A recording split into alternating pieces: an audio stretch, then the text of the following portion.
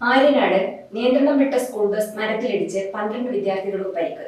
കടുവക്കുഴി ജംഗ്ഷനിൽ അപകടം നിത്യസംഭവമെന്ന് നാട്ടുകാർ. ആര്യനാട് കടുവക്കുഴി ജംഗ്ഷനിൽ അപകടം നിത്യസംഭവമെന്ന് നാട്ടുകാർ.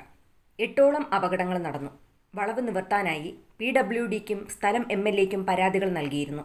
നിത്യസംഭവമാണ്. ഈ ഇടയ്ക്ക് ഒരു 3 മാസം സ്കൂൾ ഒരു ആട്ട ഇടിച്ചു, ഒരു ബൈക്ക് ഇടിച്ചു, ഒരു പോസ്റ്റ് DNKV ഇടിച്ചിട്ടു. ഇന്നും DNKV ഒരു മരവും ഇടിച്ചിട്ട് നിത്യസംഭവമാണ്. 10-15 അപകടം അവിടെ ഉണ്ടായിട്ടുണ്ട്. 4 മാസത്തിനു മുന്നേ നിയന്ത്രണം തെറ്റിയ ബൈക്ക് പോസ്റ്റിലിടിച്ച് അപകടമുണ്ടായി.